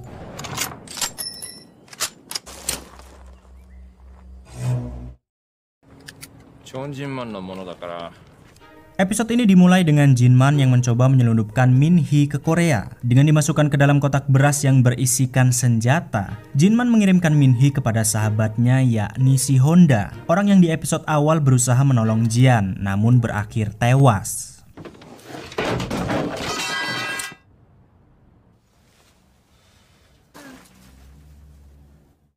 Untuk episode ini kita akan kembali ke awal mula saat Jinman baru saja pulang ke rumah setelah 8 tahun. Dan kita juga akan diberitahukan secara detail awal mula Bell benar-benar memburu keluarganya. Pada hari itu setelah baru saja Jinman kembali, ibunya tiba-tiba sakit dan terpaksa harus dirawat. Jinman yang sangat ingin selalu berada di dekatnya pun lebih diminta untuk pulang beristirahat dan bermain dengan keponakannya yakni Jian. 미안해요, 엄마.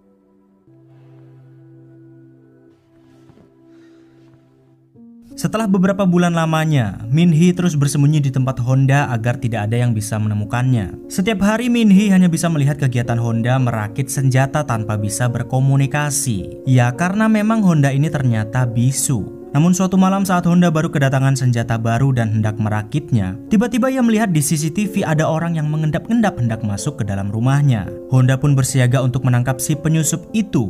Namun ternyata si penyusup adalah Jinman.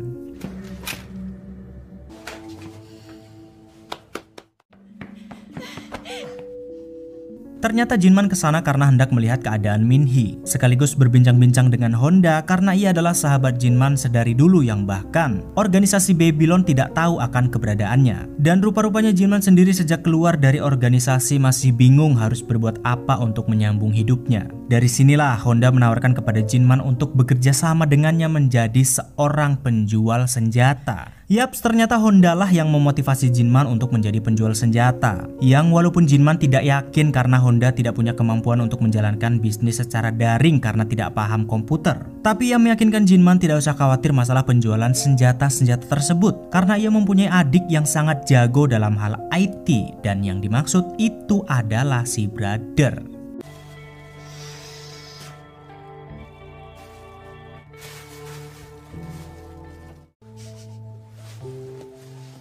Namun ngomong-ngomong masalah senjata, Honda memberitahukan kalau Min-hee ternyata merakit senjata yang baru saja ia beli. Padahal ia tidak pernah mengajarinya sama sekali karena tidak percaya. Jinman mencoba memeriksanya dan ternyata rakitan Min-hee benar 100%.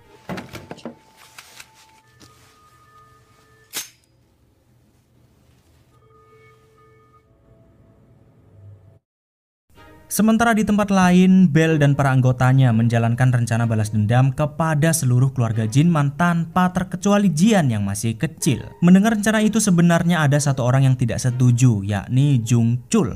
Hati nuraninya mengatakan tidak seharusnya mereka menyeret keluarga Jinman untuk balas dendam. Namun Sung Jo yang rela melakukan apapun demi tujuan mereka malah balik mengancam Jung Chul kalau mereka juga akan membunuh seluruh keluarganya jika ia tidak mau bekerja sama. Dan karena dia tahu ancaman itu bukan main-main, tentu Jung Chul pun nurut manut dengan rencana tersebut. Yang akhirnya balas dendam pun dimulai dengan Bell yang terlebih dahulu membunuh ibu Jinman.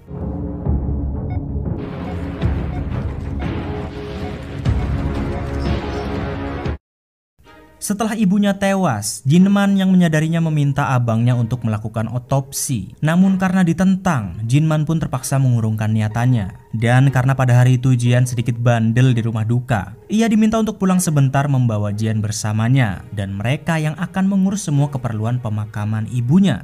Namun saat Jian baru saja pergi dari rumah duka, ternyata Sung Jo dan rekan-rekannya sudah berhasil masuk ke dalam rumah dengan tanpa ketahuan sedikit pun. Yang mana di bawah ia sudah menyiapkan hacker untuk meretas CCTV dan menghilangkan semua jejaknya. Dengan berpura-pura sebagai teman lama Jinman, Sung Jo pun berhasil menipu abang dan kakak iparnya untuk ikut ke lantai atas. Yang ternyata di atas Bell dan rekan-rekan lainnya sudah menunggu Sung Jo untuk membunuh abang dan kakak ipar Jinman.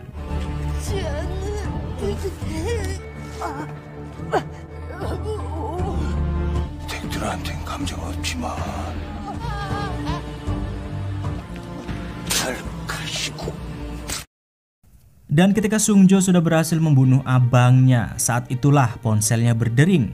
Jung Chul berusaha memberitahukan kalau Bell masih hidup dan sedang mengincar keluarganya. Mendengar kabar tersebut, Jinman pun segera meminta Honda untuk menjaga Jian sembari dia pergi ke rumah duka untuk menghentikan tindakan Sung Jo. Dan tidak berapa lama kemudian setelah Jinman pergi, beruntung Honda masih sempat menyelamatkan Jian. 좀 받아. 아, 제발. 형준 친구 맞아요?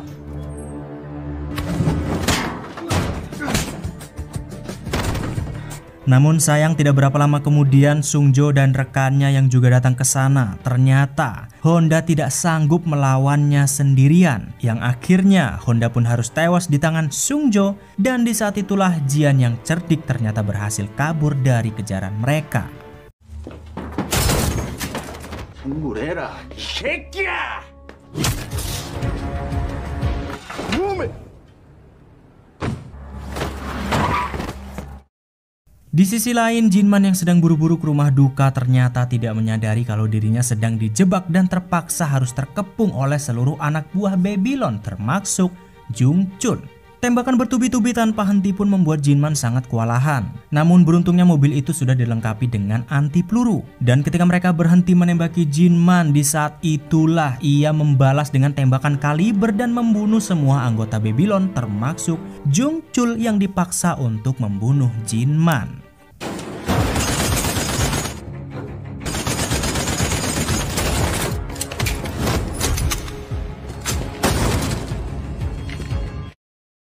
Setelah tewasnya Honda, ternyata Sung Jo mengetahui kalau Min Hee selama ini bersembunyi di rumahnya. Dua anak buah Babylon pun datang ke sana untuk mencarinya. Namun Min Hee yang selalu waspada ternyata mengetahui kalau ada dua orang yang sedang berusaha masuk ke dalam gudang senjata mencarinya.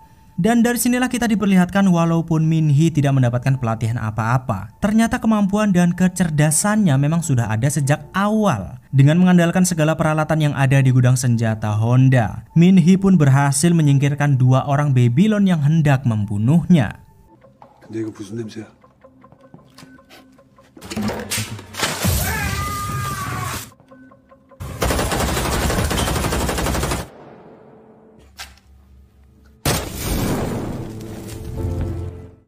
Sementara itu Pasin yang tidak diketahui lokasinya, ia menjalani hidup yang tenang dengan terus berkomunikasi dengan keluarganya di Thailand. Namun saat sampai di rumah, ia dikejutkan saat pintunya sudah terbuka dengan adanya bercak darah. Dengan sigap, Pasin pun mengambil pisaunya di atas pintu dan mencari tahu yang ternyata darah itu berasal dari Jinman yang sudah terluka parah.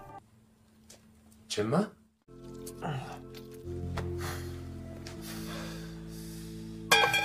Tidak ingin terlibat dengan Babylon, Pasin meminta Jinman untuk segera pergi karena lukanya sudah diobati. Ya, walaupun selama ini Pasin selalu berada di pihaknya, Pasin yang tidak mengerti jalan pikiran Jinman yang memberontak saat Bell membunuh warga sipil pun bertanya-tanya, kenapa ia sampai membelot. Padahal organisasi Babylon sendiri bisa menutup kasus itu dan balas dendam ini pasti tidak akan terjadi. Jinman pun memberitahukan kalau mungkin memang tindakan membelotnya ini salah dan menyebabkan keluarganya tewas. Namun saat ia melihat Bell membunuh seluruh warga sipil yang tak berdosa, disitulah hati nuraninya harus memutuskan apakah akan membiarkan tindakan kejam Bell atau harus menghentikannya. 바로 잡고 싶었어. 고맙다, 파신. 락사 또 아이디나. Dan setelah mendapatkan sepucuk pistol dari Pasin, Jinman pergi ke rumah sakit untuk menyelamatkan Jian. Seperti yang sudah kita ketahui di awal episode, Jian yang masih diburu oleh Babylon berusaha kabur dan bersembunyi di ruang jenazah. Dan tidak lama kemudian Jinman pun berhasil menyelamatkan Jian dan membawanya keluar. Yang ternyata saat Jinman hendak keluar dari rumah sakit, pada malam itu sebenarnya ia sudah bertemu dengan Bell. Namun ternyata Bell tidak bisa bertindak karena Jinman berhasil pergi menghilang dari balik kerumunan.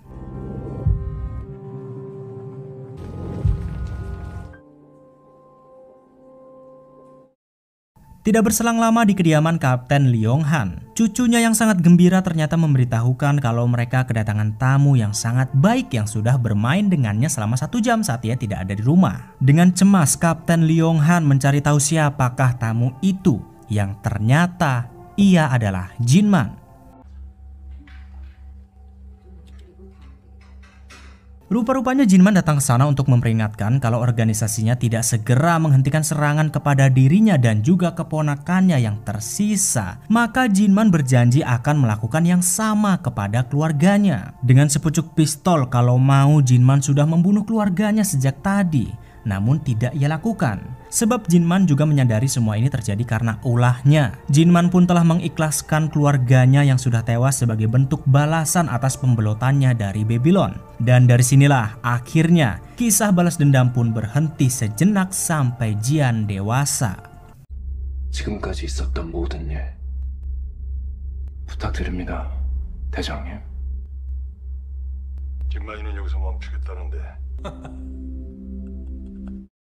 Setelah Bell berhenti melanjutkan balas dendamnya, Jinman bersama Pasin segera membangun gudang senjata untuk meneruskan tekad Honda yang telah tewas dan juga untuk bersiap-siap karena sewaktu-waktu Bell pasti akan datang kembali. Karena adik Honda alias brother sekarang hanya seorang diri, Jinman turut membawanya untuk membangun Murder Help secara daring sesuai cita-cita Honda. Sementara itu Min Hee yang berhasil survive, ternyata tidak lama kemudian Pasin bisa menemukannya dan memintanya ikut bergabung. Dari sinilah Min Hee bisa menjadi agen yang sangat hebat berkat dilatih oleh Pasin. Hingga tidak terasa berapa tahun kemudian perlahan-lahan Murder Help pun berhasil dibangun sesuai rencana.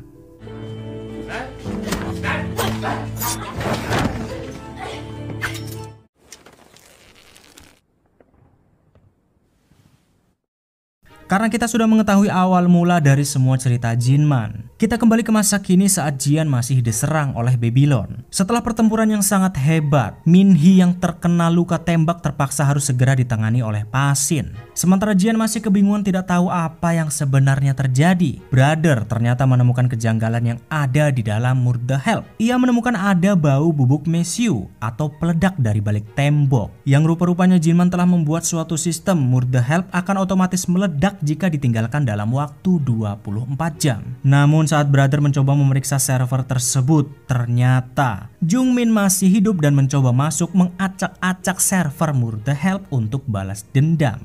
내가 배정민 그 새끼 믿지 마. 쇼핑몰에 누구 있어?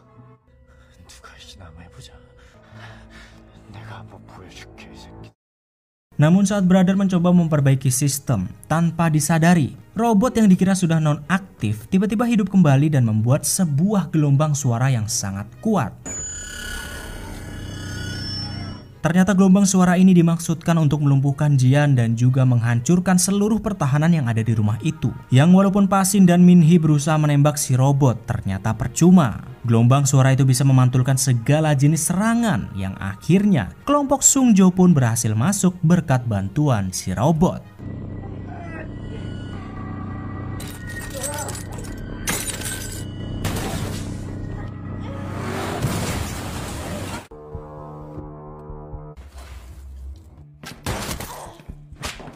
Setelah Sung Jo masuk dan Min Hee tertembak, Jian berusaha menyusun rencana dan bersembunyi di dalam kamar. Sementara itu Pa Shin yang melihat Min Hee salah satu murid kesayangannya terkapar. Ia pun akhirnya menunaikan niatannya untuk membunuh si kembar setelah tertunda sekian tahun lamanya. 오늘 나랑 지어가자.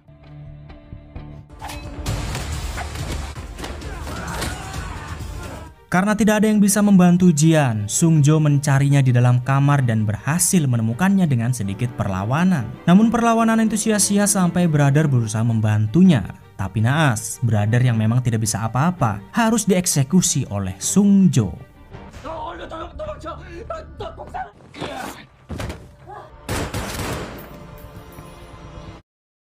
Sementara di luar ternyata pertarungan Pa Shin dengan si kembar masih berlangsung sengit dan brutal. Min Hee yang mencoba membantu lagi-lagi malah terkena tembakan dari si kembar. Karena sudah sangat murka anak didiknya hampir tewas, Pa Shin pun langsung menghabisi salah satu dari si kembar dengan sangat brutalnya.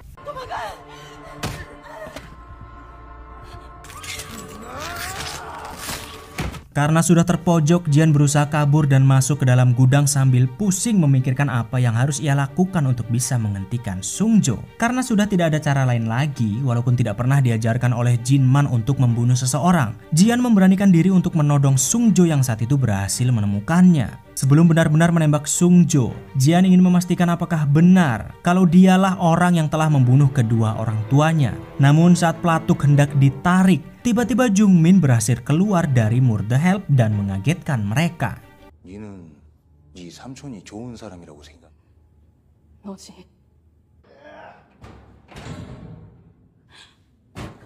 Ternyata Jungmin yang sudah babak belur membulatkan tekadnya untuk membunuh Jian, begitu juga orang-orang dari Babylon. Sambil menggerutu karena merasa dimanfaatkan oleh orang-orang Babylon, Jungmin mengambil laras panjang dan mengutuk mereka semua. Namun karena sangat ceroboh saat selongsong AK-47-nya sudah habis, Sung Jo yang tidak tahu kalau Jungmin sebenarnya ada di pihaknya malah langsung mengeksekusinya di tempat. Dan yang akhirnya, inilah akhir dari kisah Bai Jungmin.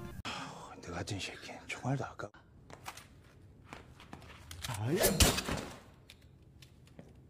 Setelah Jungmin tewas, Sung Jo kembali memburu Jian dan masuk ke dalam Murder Help. Tentu melihat gudang senjata yang selama ini mereka cari-cari, Sung Jo sangat kagum dengan semua usaha Jinman selama ini. Sambil terus mencari Jian yang ternyata sangat pintar berkamuflase di dalam kegelapan, Sung Jo terpaksa menggunakan cara kasar untuk menemukannya, yakni dengan memasang bom agar bisa menemukan Jian. 쉬는 뒤져불고 한참 공.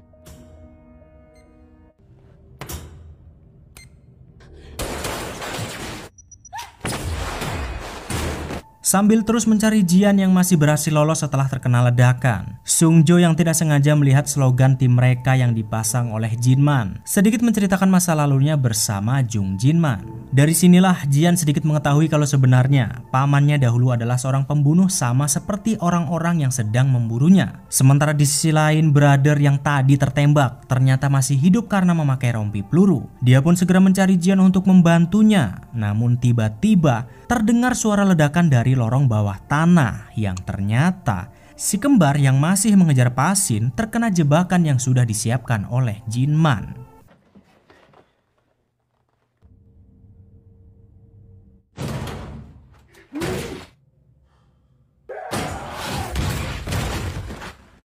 Sementara di Mur The Help, Sungjo yang masih menceritakan masa lalunya bersama Jung Jinman tiba-tiba dikejutkan oleh Jian yang datang menggunakan forklift dan hendak membunuhnya.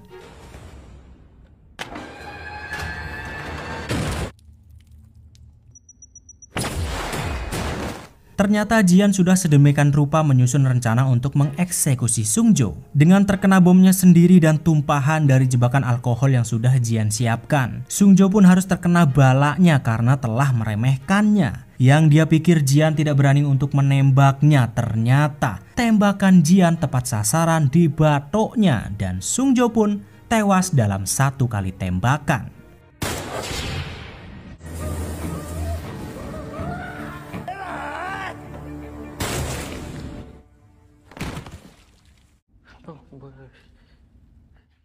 Namun baru berapa saat ketika Sungjo tewas, tiba-tiba brother yang berhasil memulihkan Mur The Help mendapati kalau Babylon ternyata kembali mengirim banyak sekali pembunuh bayaran untuk memburu mereka. Pasin dan Minhee yang sudah mengetahuinya hanya bisa pasrah menunggu ajal menjemput karena sudah tidak ada lagi yang bisa mereka lakukan. Namun saat sudah terpojok, tiba-tiba Jian mempunyai sebuah ide yang brilian yang menurutnya akan berhasil untuk mengusir para pemburu-pemburu itu. 이제 여기 주인은 넌데. Setelah para pemburu yang berjumlah 16 orang sudah menyebar untuk mengepung mereka, Jian dari dalam Mur The Help meminta brother untuk menahan para pemburu dengan sebuah bom di tangannya dan juga dengan sepotong endas Sungjo untuk menakut-nakuti mereka. 안녕하세요. 저는 머더헬프의 새로운 주인이 된 반갑습니다, 고객 여러분. Ternyata benar saja setelah melihat endas Sungjo, strategi Jian berhasil karena nyali para pemburu jadi sedikit ciut. Dari balik Mur The Help, Jian pun melanjutkan rencananya, yakni dengan sebuah kesepakatan yang sangat menguntungkan para pemburu. Karena Jung Jinman sudah tewas, Jian lantas memberitahukan kalau dirinya sekarang adalah pemilik sah dari Mur The Help. Para pemburu ini yang sebenarnya adalah pelanggan setia dari pamannya diminta untuk memilih apakah mau tetap membantu Babylon atau menerima tawarannya dengan bijak. Karena Babylon menawarkan $4 juta bagi siapa saja yang berhasil membunuh Jian, Pasin, Minhee, dan brother, Jian pun bersedia membayar mereka secara penuh. Setiap orang akan mendapatkan $4 juta jika mau kembali ke rumahnya masing-masing. Namun jika tidak menerima tawaran itu, maka Jian pun menakut-nakuti mereka akan bernasib sama seperti Sungjo. 여기서 다. 그러니 세 살 동안 결정하세요. 죽게 될 거야.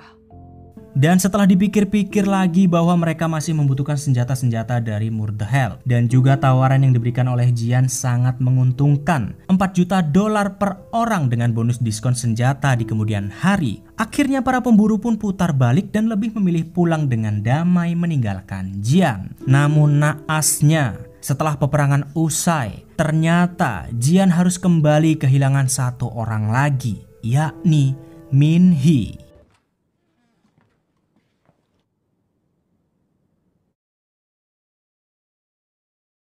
Setelah para pemburu pergi, Jian pun naik ke permukaan untuk memastikan dan menjemput Pasin, begitu juga Minhee. Namun setelah dicari kemana-mana, ternyata Pasin serta Minhee ternyata sudah tidak ada di tempat. Entah kemana perginya mereka, apakah masih selamat atau tidak.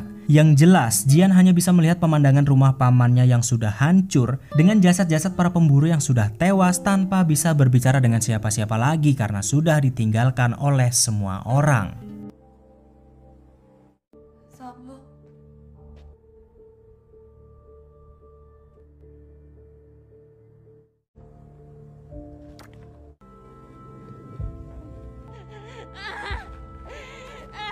Hingga sesaat kemudian ketika Jian sudah benar-benar lemah, letih, lesu, tiba-tiba ada satu bus lagi yang datang, yakni petugas kebersihan yang hendak membersihkan semua jasad-jasad para pemburu. Mereka adalah pemilik kode kuning. Saking banyaknya orang yang tewas, petugas kebersihan pun melakukan tugasnya sampai pagi hari, sampai benar-benar bersih agar tidak ada barang bukti yang tersisa. Namun ketika bebersih masih dilakukan, tiba-tiba ada sebuah taksi yang datang yang entah siapa mereka. Yang rupa-rupanya begitu orang yang ada di dalam taksi keluar, ternyata rupa-rupanya benar selama ini pamannya Jung Jinman masih hidup. 아저씨?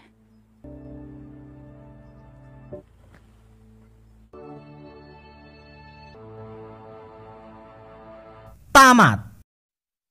Dan itulah dia keseluruhan dari drama Assault for Killers. Mungkin kalian masih bingung dengan endingnya. Mau seneng karena pamannya masih hidup tapi kelihatan gantung. Mari tak jelaskan.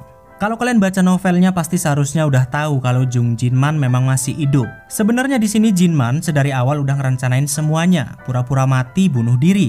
Nah, pas Babylon percaya dan udah kepancing, Kapten Leong Han akhirnya ngutus semua anak buahnya termasuk Sungjo untuk merebut Murder Help plus membunuh orang terakhir yakni Jian. Namun disitulah kesalahannya. Saat semua orang berusaha membunuh Jian, ternyata Jinman berhasil menyusup ke dalam organisasi dan berhasil mengeksekusi Bell sendirian. Makanya di scene terakhir Jinman kelihatan babak belur karena dia baru saja mengobrak-abrik Babylon dan berhasil ngebunuh si Bell. Kira-kira begitu. Dan yowes, cukup sekian rangkuman kita kali ini. Jangan lupa subrek, jangan lupa pantengin terus alur-alur film selanjutnya yang pasti akan selalu seru. Campur film undur diri, arigato, dan